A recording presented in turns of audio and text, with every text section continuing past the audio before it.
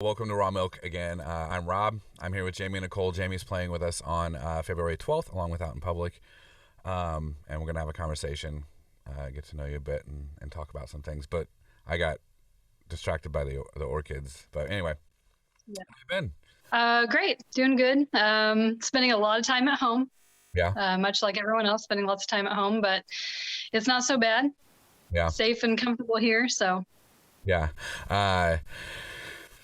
I think I spend most of my time between here and home. Like I don't do a whole lot more, but I'm trying to still do the things that we do when the world is, I guess, at its most open. But yeah, I'm excited to have you. I've known you for a while. I've run sound for you a few times and enjoyed it very much. And so I just thought, oh yeah.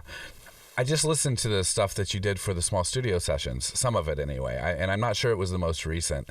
You did one with them recently, right?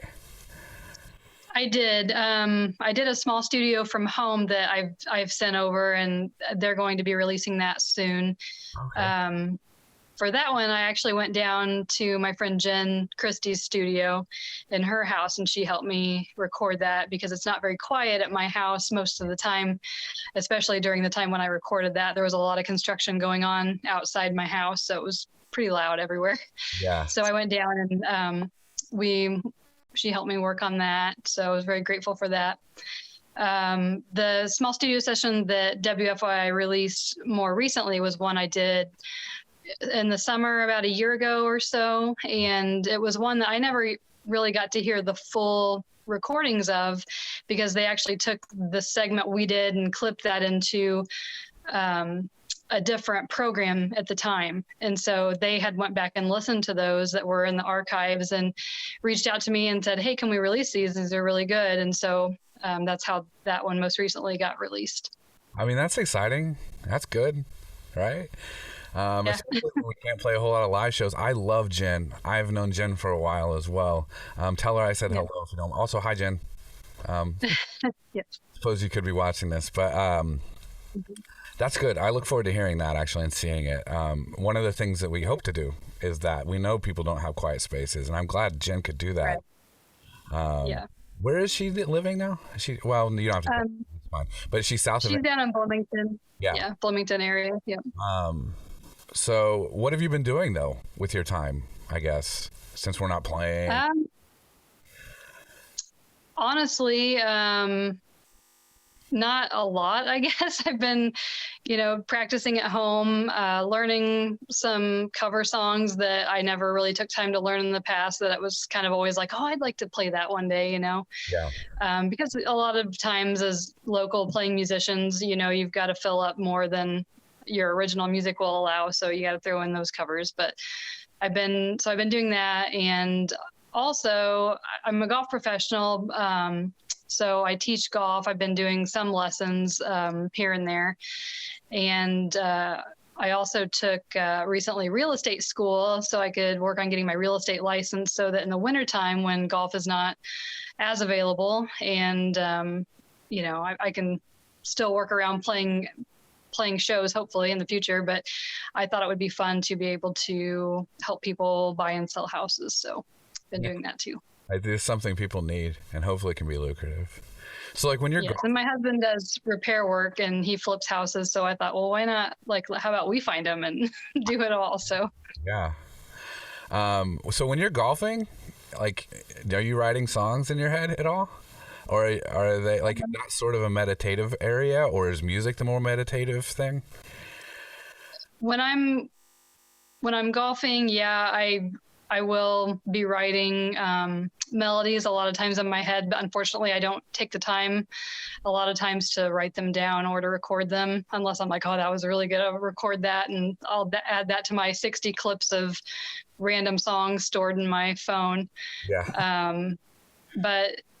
But yeah, I love to listen to music while I golf. I always take like a speaker out there with me and listen to a variety of music on the golf course.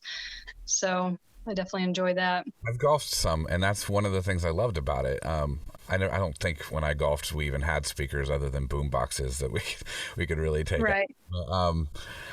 It was.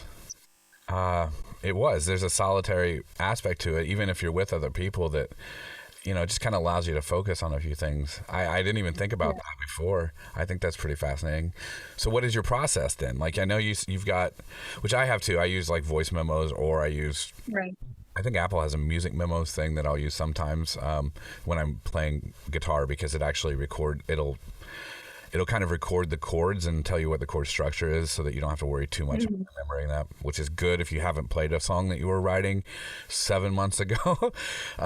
Right. But so what is your process then? Have you been writing recently? I have a little bit. Songwriting's always been, I don't want to say weird for me, but it's more of like, if it doesn't all come at once in one setting and quickly, I feel like I'm pushing it too hard, and then I'll just kind of scrap it. So I don't know why I feel that way, but I do. I feel like if I sit down and I have an idea and it just all comes out right then it's good. I'll keep it. I like it. Let's go. But if it's like, oh, it was a good start and I liked it, and then I feel like I've got to come back to it and come back to it and come back to it, then I'm like, I feel like I'm pushing this a little too much, and it just wasn't meant to be. So I don't know. I feel like most of my song ideas start from a melody, usually from like a hook of a song. I'll usually get some sort of melody in my head, and then some sort of hook or chorus that repeats, and then I will go and try to match piano to it, or try to match guitar chords to it to create all of it. So very, very rarely do I start with guitar or piano in writing. It's usually always melody and lyrics. So melody, then lyrics. I think they kind of a lot of times they go together for me. I think words have their own melodic value, or melodic tendencies. Actually, it's more like a nature. I was watching this is silly. I was watching a show on Amazon, and it's about Greek mythology or philosophers, and one of their famous sayings was, "Don't look for beautiful things in words. Look for words in beautiful things, because it's the objects, it's the things that require the words to describe them," is what they were saying. And I thought about that, and I thought that's interesting, because language can be difficult sometimes. I mean, that's why we do what we do, that expression, it's finding the words to relate to others, and it's a hard thing, which I think is why poetry and music and good prose and rhetoric even are so powerful. But to me, that's important, like that reaching. Do you have I have favorite songs of mine and the reason is that I feel like they reach people. Do you have anything like that? Like, is there something that really, not just maybe that it reaches people, but it really was pretty true? Like, you felt like you really grasped what you were trying to convey? I do. I think in my song "Didn't Mean to" specifically, like, I feel like I wrote that in a way where I wanted it to be relatable to people. It was relatable to me from past experiences, but it wasn't so specific so that it, I don't know, like, I felt like it was just very open, almost vague. So it was relatable to so many people on that platform. And I feel like I did a good job with that one, relaying it and kind of just making you think about the way the words made you feel, if that makes sense. It does, yeah. I think conceptually. Here's a question for you. I've talked with some musician friends of mine. I'm curious to hear what you think. When you are singing your lyrics, are you picturing the lyrics in your head? Or is there something else that... Because for me, I know I don't, which is why I forget my own lyrics all the time, as well as some others. But for me, like, I'm picturing more of like concept, or I don't know, maybe it's like a story that I'm picturing. Are you aware of that? Do you know what it is that is going through your mind when you're performing? I don't know. I haven't really thought of that. So I feel like for me, it's more of just how I'm feeling and how I feel like my voice is making you feel, or the audience feel at the time that I'm delivering those words. Yeah. But yeah, I don't ever picture, I guess, the words. They just come out, and usually most of the time they're correct. I mean, occasionally I'll be like, what I just say? No. Exactly. But, Well, I'm gonna have to let you go here, but I'm excited. I haven't seen you in a long time. It's gonna be fun. I hope you really enjoy the experience, and I hope that the people watching enjoy as well. I mean, that's definitely looking forward to it. I miss the stage. I miss playing. I miss just hearing good quality sound in the venues and one of the things I like about this experience is that we're doing it live. And so it's similar to a live show as opposed to recording something in a live setting and then releasing it afterwards. You know, so I miss it.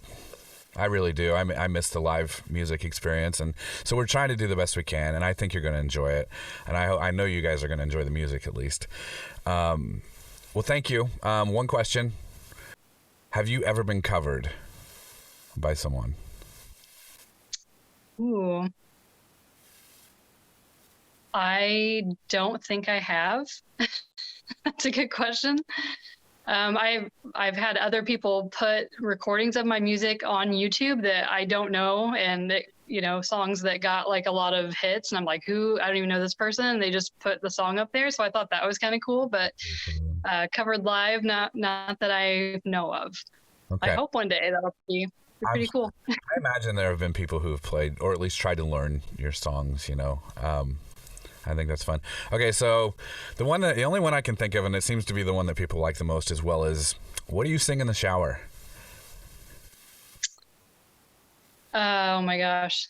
It's funny that you asked that, because everyone in my family sings in the shower. Like, I will hear people, we have like a great big tile shower stall my husband built, and I mean, there's like, why wouldn't you sing in there, right? But that may be the one place that I don't ever sing is in the shower. And I don't know why. I don't know why that is. I thought of that the other day. I brought it up to my husband because I heard one of my kids and they're singing. I was like, listen, like, they're singing in the shower. Yeah. And I was like, man, I never sing in the shower. Why don't I sing in the shower? Like, I know I probably used to, but I don't know. It's just so weird. Yeah. Well, maybe you should start. And I should start. When I asked Jeff that, Jeff Kelly, he said Beauty and the Beast, and which the funny thing is that's one of my go-to shower soundtracks and songs. I don't know what it is about that, but go ahead and try it. Just look around and be like, little town, such a quiet village. Maybe it'll work. But thank you very much. I'm looking forward to it, and we'll see you on February 12th. And so yeah, please tune in. We'll be on YouTube, Milkman Recording. Jamie, what's your website?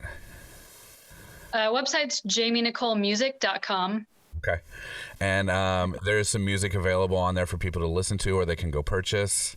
Thank you very much. See you on the 12th. Thank you. All right. Thanks. Bye-bye. See ya. Bye.